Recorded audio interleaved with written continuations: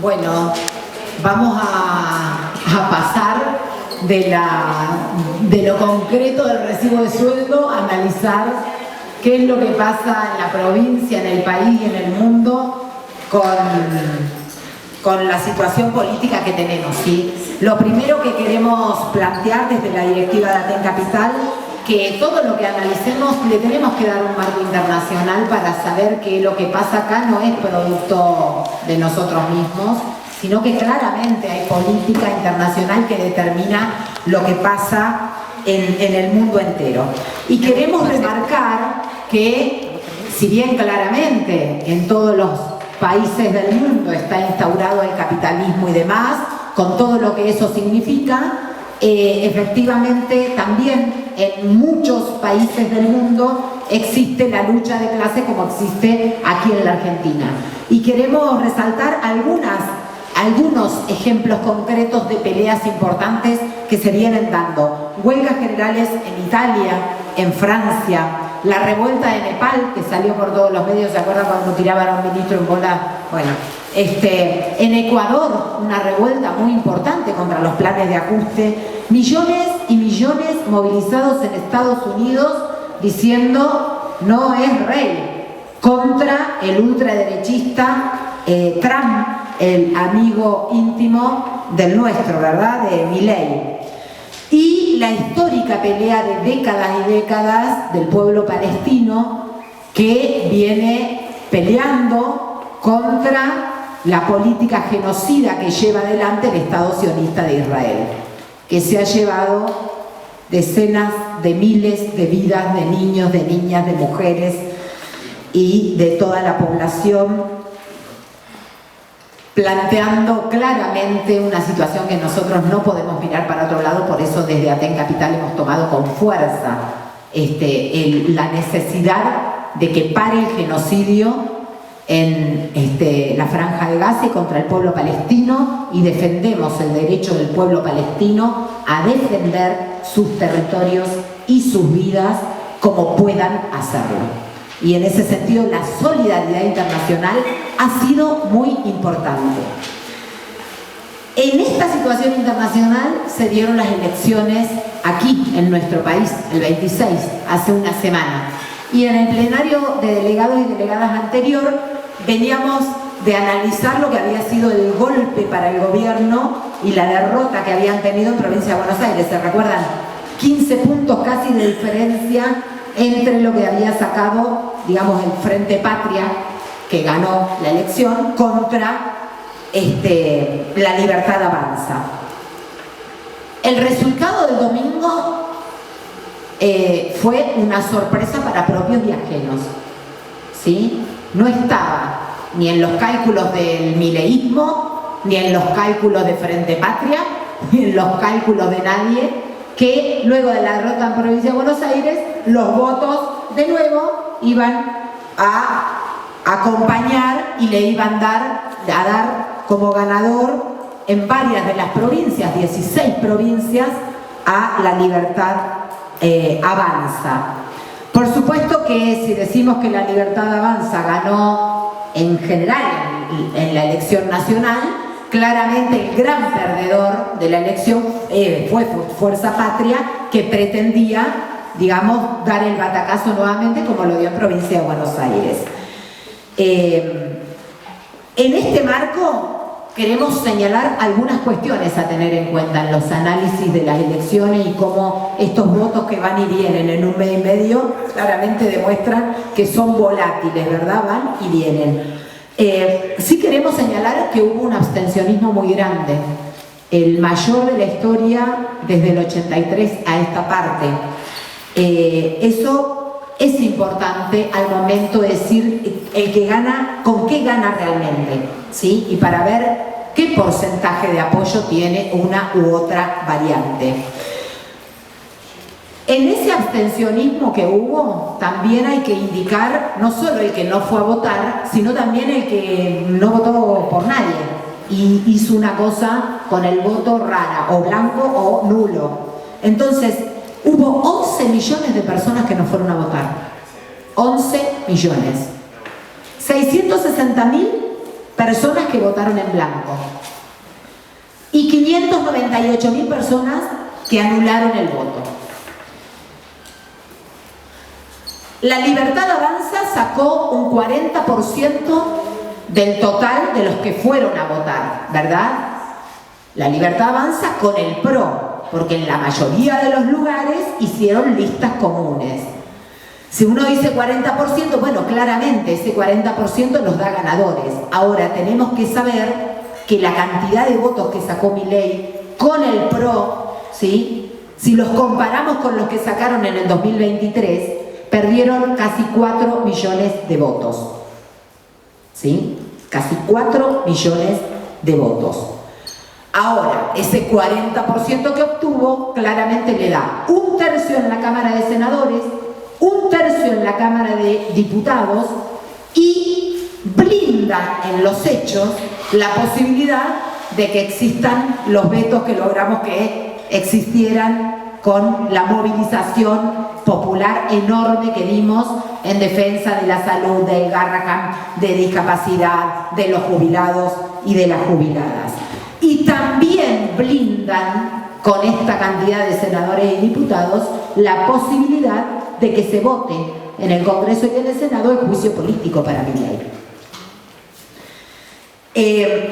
Claramente los votos le dan una mejor ubicación al gobierno para avanzar en lo que quieren avanzar, ¿verdad?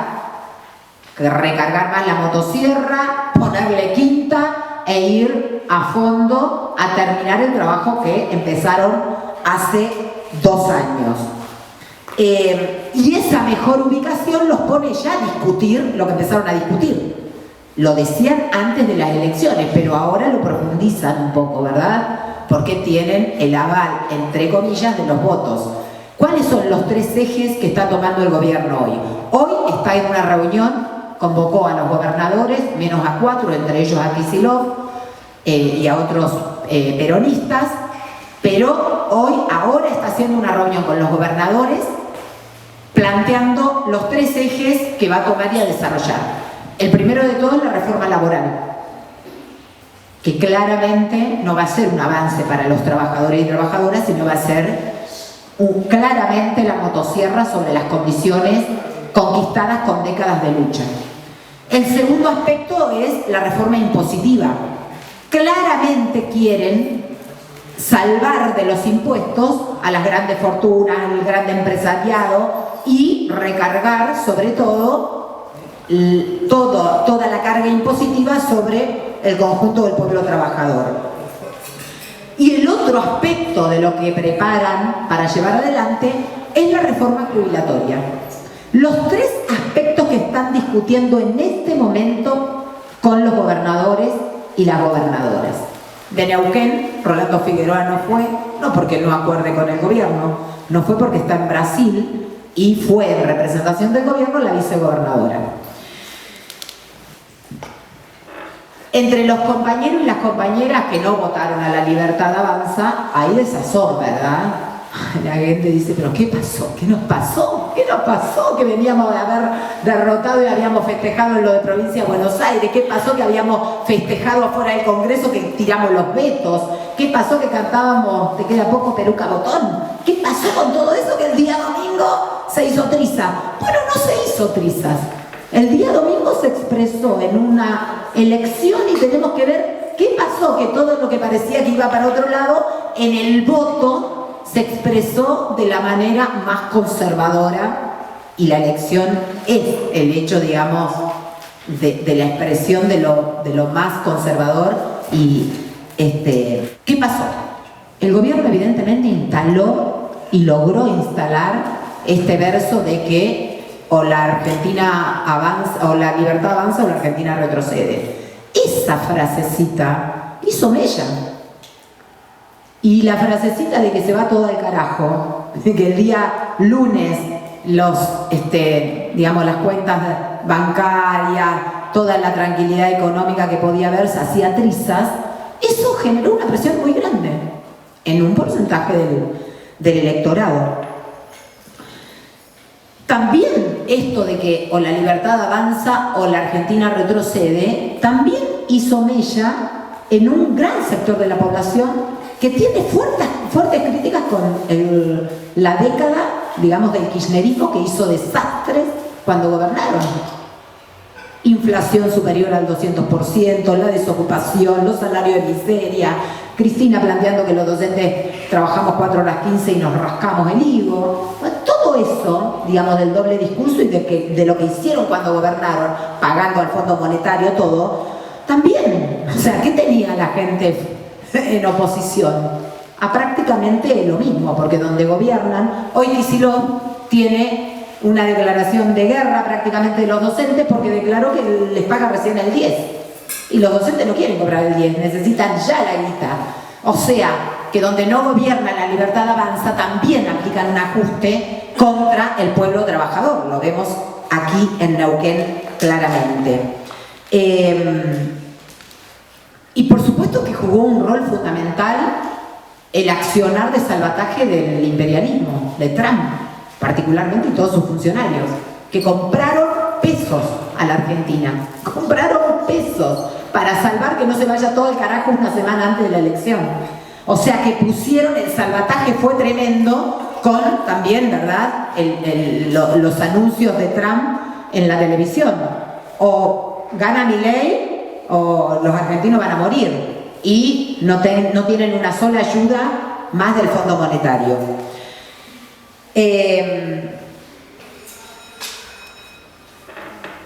A esto también hay que agregarle el rol de la oposición patronal durante estos 2 años. Milei llegó a aplicar el ajuste que aplicó por la complicidad de todo el arco de los partidos patronales que le votaron todas las leyes en el Congreso, la inmensa mayoría. Muchos de ellos después cambiaron el voto por la movilización popular, pero todos ellos le dieron los votos en el Congreso que Milei no tenía prácticamente nada para que pase el ajuste y la motosierra.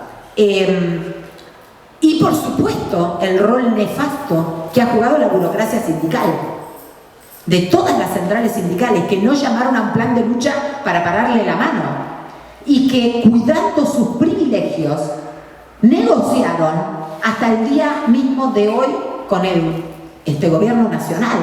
Y están viendo cómo hacen. Ahora están un poco preocupados, dice que van a tener que salir a luchar y se los ve con cara de preocupados porque no quieren hacer nada, quieren cuidar sus privilegios y entregar derechos, ¿verdad? Esa es la realidad que tenemos. Entonces, claramente la oposición patronal ha jugado un rol. Por eso no solo el gobierno, digamos, y la Libertad Avanza perdieron votos. Fuerza Patria perdió 2 millones de votos en relación a la elección del 2023. También ellos claramente fueron castigados.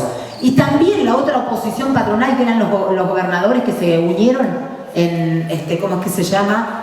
Provincias Unidas. Bueno, ahí estaba el de Jujuy, el de Schiaretti de Córdoba, de varias provincias. Bueno, salieron en varios distritos, salieron después del Frente de Izquierda, Provincias Unidas. Claramente porque representan a los gobernadores que, donde dirigen, también aplican el mismo plan de ajuste que el gobierno nacional. En este marco de la elección nacional también se da la elección de acá, ¿verdad? Así como los gobernadores de Provincias Unidas perdieron en sus provincias la elección, también perdió Rolando Figueroa acá. Tampoco estaba en los números, menos del neuquinizate de que podía perder la elección, pero en general, digamos, nadie tenía el testeo. Patricia indicó en la directiva que podía ganar la Libertad Avanza. Todo el resto de los compañeros de la directiva no lo veíamos, la verdad, no lo veíamos. Y perdió. Perder en la provincia de Neuquén, Neuquinizate, es un golpe muy grande al gobierno, más allá de quién ganó.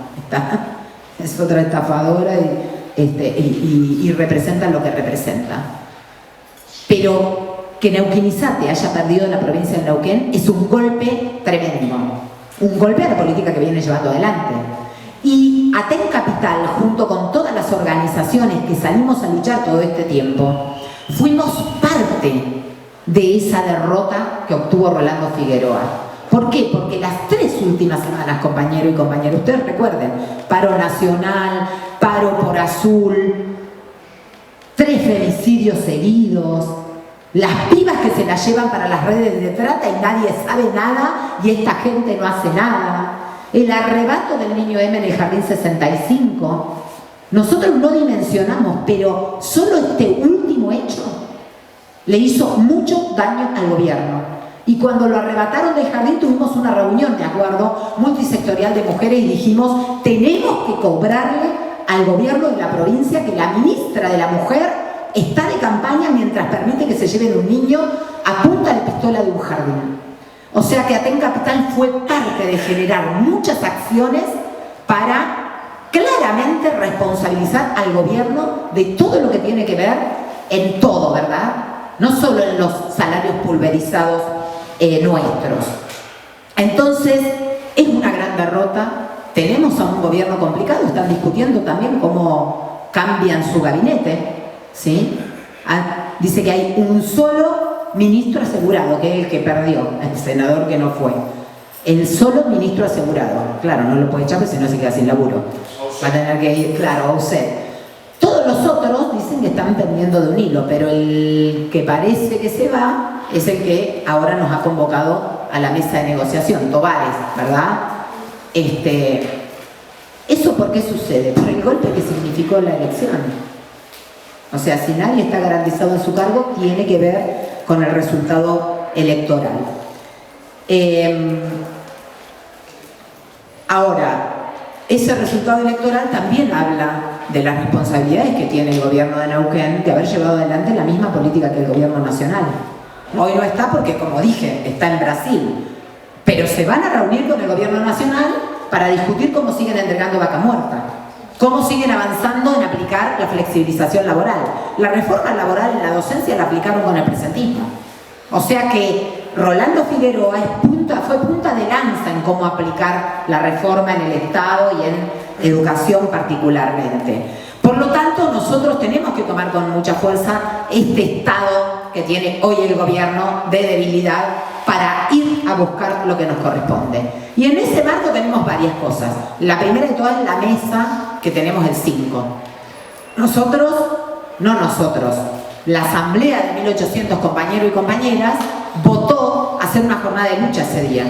¿Por qué? Porque queremos ir afuera con miles de compañeros y compañeras para decirle a los dirigentes que no entren a negociar cualquier cosa que después da como resultado el espanto que ya va a llegar, va a superar la hoja, la línea de abajo del recibo de sueldo.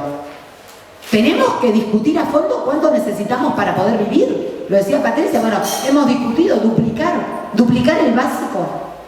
Tenemos que duplicar el básico, está en 400 y pico de mil mangos. Hay que duplicarlo. Y hay que discutir que no existan más sumas en negro y grises. Porque tenemos que defender la escala salarial. Tenemos que saber que el compañero que tiene 24 años tiene que tener una diferencia mucho mayor que la que tiene hoy. Porque entonces no nos van a dar las cuentas nunca. Y el gran problema de todos es que vamos perdiendo en el camino el 80% móvil que conquistamos con lucha. Mientras sigamos teniendo sumas en negro o fijas o que no, digamos, tengan el impacto directo en el básico. Entonces tenemos que ir a esa mesa. Desde la directiva de Aten Capital queremos plantearle al plenario de delegados que discutamos, en primer lugar, cómo garantizamos masivamente esa jornada. Porque ya salió el ministro sin cartera de Guagliardo a decir que no es legal, que nos van a descontar el día. O sea, él le dice al gobierno que nos descuente. Hoy sale en el EU5 a decir, no es legal, llevan al desastre a los compañeros. Tenemos que ir con fuerza a la jornada de lucha. Si se queda alguien en la escuela, que se quede 1 o 2. Todo el resto nos vamos a la jornada de lucha. Tiene que ser masiva, con mucha fuerza. ¿Por qué? Porque además tenemos que discutir cómo hacemos de una vez por todas para lograr que Aten Capital o la oposición entre a la mesa a discutir lo que queremos discutir. Segundo aspecto, tenemos que cobrarle a la conducción que va a una mesa sin hacer asambleas. Por eso hay que exigir más que nunca que hagan asambleas. Porque Porque los dirigentes tienen que representar lo que la base decida, no lo que a ellos se les canta. Y hoy están hablando de un aumento del 15%, dicen, recuperación del 15%, y nada dicen del presentismo. Ellos ya lo incorporaron, digamos, al presentismo para que siga, vamos para adelante con el presentismo. Y nosotros queremos discutir qué pasa al básico. Entonces, todas estas cuestiones las tenemos que traducir con miles de compañeros ese día fuera de la Casa de Gobierno, planteando que entre la oposición para que discutamos y tengamos un contralor ahí adentro. Si no, no sabemos qué carajo discuten. No sabemos qué carajo discuten y después nos vienen con las cosas reglamentadas y con chauchas y palitos y con todo un año de la docencia bajo la línea de la pobreza. Entonces tenemos que ir con fuerza ahí. Segundo aspecto, tenemos que discutir las jubilaciones. Yo lo dije recién, es uno de los 3 puntos que están discutiendo con los gobernadores. Todo lo que decimos siempre viene por nuestras jubilaciones, esta vez vienen por las jubilaciones. Y lo van a querer hacer con, digamos, la fortaleza, entre comillas, que quieren usar producto de los votos. Por supuesto que nosotros entendemos claramente que así como tiramos abajo los vetos, que así como movilizamos afuera del Congreso, como hemos hecho enormes paros y le arrancamos incluso la burocracia sindical, algunos paros que no querían hacer, vamos a tener que hacer lo mismo. Y tenemos plena confianza en que la gente no ha dado un cheque en blanco y que va a salir. Por eso la burocracia está muy preocupada, porque o lanzan ellos el paro o van a haber paro en muchos lugares aunque ellos no lo lancen. ¿Qué es lo que le está pasando al amigo Guagliardo? Esa es la realidad que tenemos. Entonces tenemos que organizar para defender las jubilaciones. Y por supuesto que cada día de descuento nuestro nos duele en la mesa de la comida de nuestros hijos. Pero nosotros tenemos que empezar a discutir seriamente. Hemos puesto mucho en juego cuando salimos a luchar. Si nosotros nos quedamos con el día de descuento, claramente el gobierno va a avanzar. Claramente nos van a sacar las jubilaciones. Y claramente nos van a seguir hundiendo bajo la línea de pobreza y de indigencia. Entonces, tenemos que discutir, cuando vayamos con el recibo de sueldo, también cómo nos vamos a posicionar el día 5. El día 5 la respuesta tiene que ser la misma que cuando hicimos la asamblea. 1800 compañeros y compañeras diciéndole a Guagliardo, muchachito, no sos el dueño de Aten. En Aten deciden las asambleas. Por eso estamos acá. No vas a entrar a discutir lo que vos quieras. Tenés que hacer asambleas para representar verdaderamente a quienes representás. Si no, estamos en el horno. Y si logramos eso y que pese más lo que podemos perder que un día de descuento, vamos a estar en condiciones de dar una enorme batalla y ganar. Porque a veces podemos dar enorme batalla y perder. Pero si nos organizamos con fortaleza, con firmeza, podemos dar enormes batallas y como lo hemos demostrado en los más de 40 años de lucha de Aten, podemos ganar. ¿Y por qué tenemos que salir a pelear? No es solo el salario y las jubilaciones. La reforma educativa, compañeros y compañeras, está haciendo trizas la escuela pública. Y la reforma educativa está haciendo trizas las condiciones laborales. Las compañeras del nivel inicial, que nos pusimos contentos cuando dijimos arrancamos las duplas, hoy las duplas son el comodín para no nombrar suplentes. Cuando las compañeras se enferman. Y hoy estamos asistiendo al cierre de los anexos en las escuelas primarias. Avanzaron con cerrar el anexo de la escuela 16, transferirlo al jardín nuevo, la escuela 132, la escuela 20, ahora incorporan también a la escuela 140. Y lo de la 103 y la 118 es más grave aún. Solo para que tengan un ejemplo, escuela 103, hay 4 compañeras interinas y 4 titulares en los anexos. Las 4 titulares, por supuesto, les han dicho o firmás la transferencia y te vas a un jardín al 49 o pasas a disponibilidad. La disponibilidad es firmar el cheque para después tener el despido, ¿verdad? Cobramos un año de salario y después chau Pinela. O O sea, muchacha, no firmaste la... Es así. Bueno, exacto. Entonces, fíjense que macabro. Las compañeras de la 103, vuelvo al ejemplo, 4 titulares, si no transfieren, disponibilidad, en un año sin laburo. Las 4 interinas perdieron el cargo. Solo se los van a pagar hasta 2 días antes de la subasta y después tienen que ir a elegir cargo. Pero ¿qué pasa con las 4 titulares que deciden aceptar transferir su cargo al Jardín 49? Tanto esas 4 que van desplazan a otras 4 interinas. Entonces, en la cuenta clarita de este ejemplo, perdimos 8 cargos. 8 cargos. Y van a cerrar todos los anexos porque esa es la promesa. Entonces estamos preparando una reunión con nivel inicial que creo que va a ser mañana. Tenemos que convocar a todas las compañeras porque no es un problema de las que trabajan en el anexo. El año que viene no van a tener acceso al doble turno las compañeras. Y como dijo Patricia, no defendemos el doble turno. Pero hoy lo necesitamos para vivir. Si no, no llegamos al día 3. Entonces, fíjense allí cómo están también haciendo mella. No podemos permitir los cierres de cargos. En nivel inicial nos dieron las duplas, pero nos sacaron las preceptoras, prácticamente. Entonces, no es verdad que sobra gente en el nivel inicial. No es verdad que por la baja matrícula tenemos que cerrar cargos. Tenemos una sala hoy con 10 estudiantes, es una sala que claramente necesita no solo a la dupla, sino que necesita a la preceptora para que haga el trabajo que tiene que hacer. Entonces tenemos que ponernos firmes, no se cierran los cargos. Si se transfieren porque ya no puede ser más anexo, no se pierde ningún cargo. Tenemos que ponernos firmes, porque si no, el año que viene nos va a pasar esto mismo con las escuelas primarias que tienen baja matrícula.